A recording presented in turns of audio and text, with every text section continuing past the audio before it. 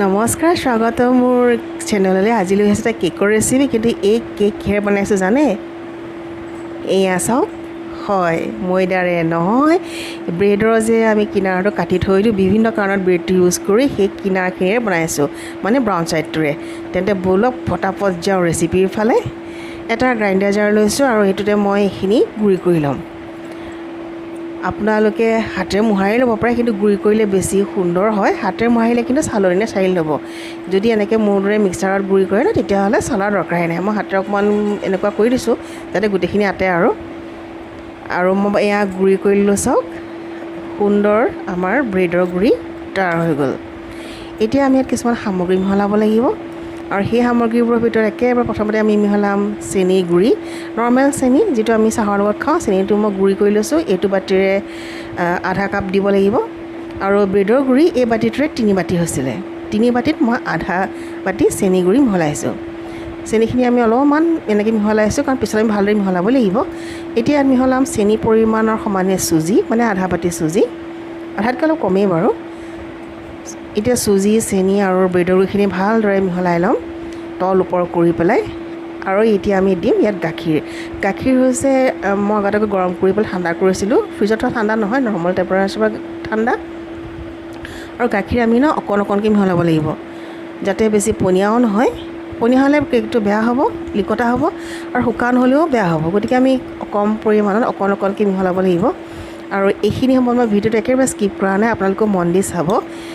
এই মিশ্ৰণটো যদি পাৰফেক্ট হয় তেতিয়াহ'লে কেকটো অতি সুন্দৰ হ'ব খাবলৈ ইয়াত আৰু অকণ গাখীৰ দিব লাগিব কাৰণ শুকান লাগিছে আৰু মোৰ আধা বাতি গাখীৰ প্ৰায় শেষ হৈ গ'ল গতিকে মই আৰু অকণ গাখীৰ ইয়াত দিব লাগিব মই আৰু অকণ গাখীৰ লৈ লৈছোঁ বাৰু এয়া চাওক এতিয়া তলফালৰ পৰা নাই এইটো শুকান লাগি আছে মই আৰু অকণমান গাখীৰ দিলোঁ মিশ্ৰণটো এতিয়া কিন্তু মিশ্ৰণটো জৰজৰীয়াৰ দৰে হৈ আছে তলৰ পৰা মানে শুকান হৈ আছে বৰ বেছি নালাগিব অকণমানহে গাখীৰে লাগিব গতিকে চাওক তলটো শুকান এতিয়া মই কি কৰিম মাজত এটা গাঁত কৰি ল'ম আৰু এইখিনিতে মই মিহলাম 1 টিস্পুন বেকিং পাউডাৰ আৰু বেকিং পাউডাৰৰ লগতে মই দি দিম অকণমান গাখীৰ বেকিং পাউডাৰ গাখীৰখিনি মই বাকীখিনি মিশ্ৰণৰ লগত ভালদৰে মিহলাম এনে কৰিলে কি হ'ব বেকিং পাউডাৰখিনি গোটেই মিশ্ৰণটোৰ লগত সুন্দৰকৈ মিলি যাব আৰু মিশ্ৰণটো আমাৰ ছফ্ট হ'ব এয়া চাওক পূৰা পাৰফেক্ট হৈছে এনেকুৱা হ'ব লাগিব এয়া চাওক পূৰা পাৰফেক্ট হৈছে এতিয়া মই এটা বেকিং কণ্টেইনাৰ লৈছোঁ আৰু ইয়াত মই বাটাৰ লৈছোঁ আপোনালোকে বাটাৰ সানি তেল ব্যৱহাৰ কৰিব পাৰে আমি ভালকৈ গোটেই কণ্টেইনাৰটোৰ বাটাৰখিনি সানি ল'ব লাগিব আৰু এইবাৰ ব্যৱহাৰ কৰিবলৈ হাতেৰে এবাৰ মিশ্ৰণটো মই মুঠি লৈ পেলাই এনেদৰে আঙুলিৰে হেঁচি দিছোঁ চামুচেৰে দিলে এটা দিগদাৰ হয় যে কেতিয়াবা বতাহ সোমায় মাজত আৰু কেকটো দুটুকুৰা হৈ যায় তলৰ এটুকুৰা ওপৰ টুকুৰা হৈ যায় মই গোটেইখিনি মিশ্ৰণ ভৰালোঁ আৰু ওপৰত কটা চেৰি দিছোঁ একেবাৰে অপশ্যনেল কটা কাজুৰে সজাইছোঁ গাৰ্নিচিং কৰিছোঁ আপোনালোকে টুটি ফুটি বা বেলেগেৰেও কৰিব পাৰে আৰু যদি মোৰ ভিডিঅ'টো ভাল পায় লাইক কৰিব দেই মাইক্ৰ' কনভেকশ্যন মোডত 18 পৰা 20 মিনিট বেক কৰিবলৈ দিম আৰু এয়া বেক হ'বলৈ দিওঁ আৰু 18 মিনিটত আমি চাম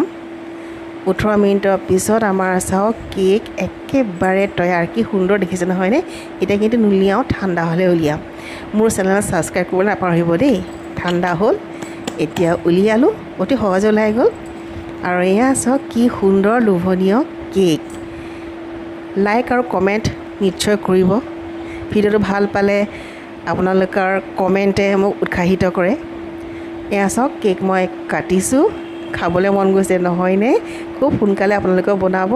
আৰু মোক জনাব দেই কেনেকুৱা পায় এয়া চাওক কি সুন্দৰ হৈছে মোৰতো জিভা পানীয়ে পৰি গৈছে আৰু এটা কথা হ'ল মই যেতিয়া কেকৰ ৰেকৰ্ডিং কৰি আছিলোঁ এই কেকৰ আশে পাশে থকা পিচবোৰ নোহোৱা হৈ মাত্ৰ 2 পিচে ৰৈছেগৈ চাওকচোন বাৰু মোৰ অৱস্থাটো খাবলৈ কেনেকুৱা সোৱাদ হ'ব আপোনালোকে নিশ্চয় এবাৰ চেষ্টা কৰিব দেই আজিলৈকে আহিছোঁ অনতিপলমে আহিম আৰু এটা নতুন ভিডিঅ' লৈ তেতিয়ালৈকে ভালে থাকক আনন্দৰে থাকক